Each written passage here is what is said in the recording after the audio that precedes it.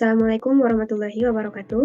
Perkenalkan, saya Asal Nadia dengan NIM 2348201007 dari kelas 4A Farmasi. Baiklah, di sini saya akan menjelaskan materi teknologi bahan alam. Yang pertama ada pemilihan bahan. Pemilihan bahan tanaman sangat penting untuk menjamin mutu, keamanan, dan khasiat produk akhir. Hal yang perlu diperhatikan meliputi identifikasi spesies, seleksi usia, seleksi bagian tubuh, seleksi lokasi dan musim.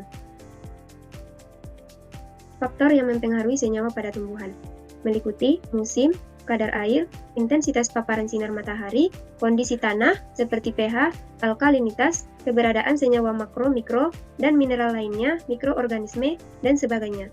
Kemudian pertimbangan dalam penentuan jenis bahan ada dua, yaitu pengalaman penggunaan turun-temurun dan pengujian atau screening. Penyiapan bahan.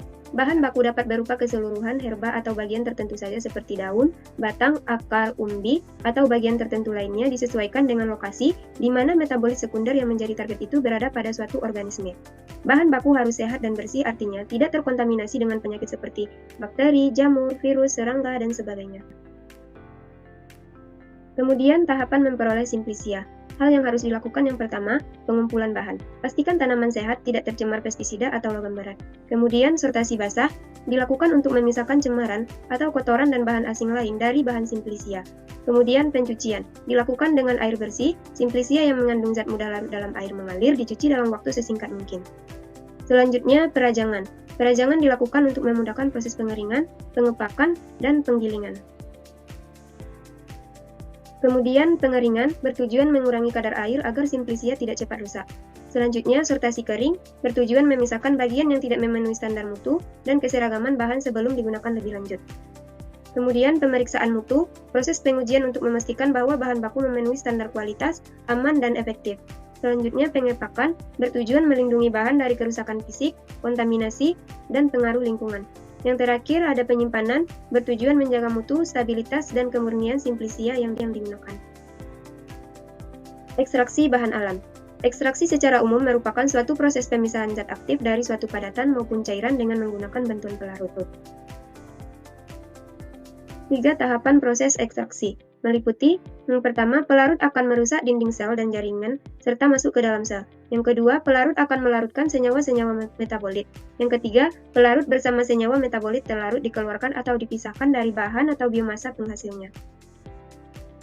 Kemudian metode ekstraksi bahan alam.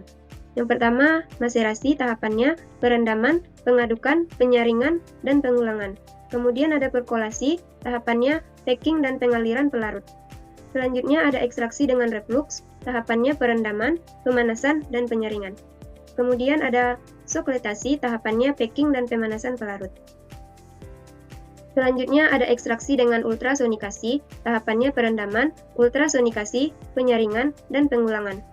Selanjutnya ada ekstraksi dengan microwave, tahapannya perendaman, ultrasonikasi, penyaringan, dan pengulangan. Kemudian ada ekstraksi dengan tekanan, tahapannya perendaman, ultrasonikasi, penyaringan, dan pengulangan. Kemudian yang terakhir ada faktor pemilihan metode, meliputi efisiensi, rendemen yang tinggi, kualitas senyawa terjaga, waktu ekstraksi yang lebih singkat, pelarut yang lebih sedikit, biaya yang lebih murah, dan risiko yang lebih rendah. Demikian presentasi saya. Semoga bermanfaat. Wabillahi taufiq wal hidayah. Wassalamualaikum warahmatullahi wabarakatuh.